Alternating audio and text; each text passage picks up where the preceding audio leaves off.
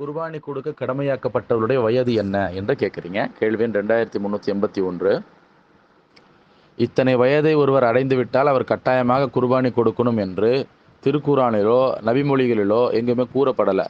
மாறாக என்ன அளவுகோலை நாம் எடுத்துக்கொள்ள வேண்டும் என்றால், இஸ்லாத்தினுடைய 5 முக்கிய தூண்கள் இருக்குல்ல, தொழுகை, ஹஜ்ஜு, நோன்பு, ஜக்காத்து, இது இந்த இந்த இப்படிப்பட்ட கடமையாக்கப்பட்டுள்ள அமல்கள்லேயே நமக்கு எப்படி மார்க்கம் வழிகாட்டுது அப்படின்னாக்கா, ஒருவர் பருவ வயதை அடைந்து விடுவாரே ஆனால் அப்போ தான் அவர் மீது இஸ்லாத்தினுடைய இந்த 5 முக்கிய தூண்கள் கூட கடமை ஆகும்.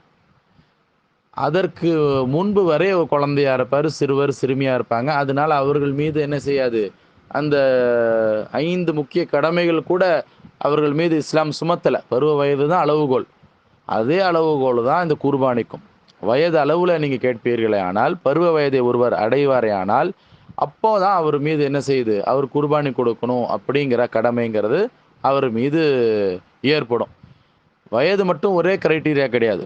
அவர் இடத்துல போதுமான செல்வம் இருக்கணும், போதுமான சம்பாத்தியம் இருக்குது, நான் வந்துட்டு குர்பானி கொடுக்கக்கூடிய அளவிற்கு என் இடத்துல செல்வம் இருக்குது அப்படின்னா தான் அவர் என்ன செய்வார், குர்பானி கொடுக்கணும் அப்படிங்கிற அந்த கடமை இருக்குல்ல, அந்த லிஸ்ட்டுக்குள்ளே வருவார்.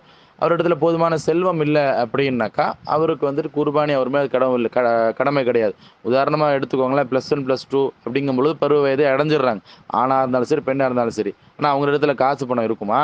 கிடையாது. அவங்களே தாய் தந்தையருடைய அரவணைப்பில் தான் அவங்க இருப்பாங்க. அப்போ அவங்க மீது கூட கடமையாது, கடமை கிடையாது. வயசளவில் அவங்க மீது கடமை ஆனாலும் பொருளாதாரம் அவங்களிடத்தில் இல்லையே, அவங்களிடத்துல சம்பாத்தியம் இல்லையே, அவங்க போய் சம்பாதிக்கிறது கிடையாது.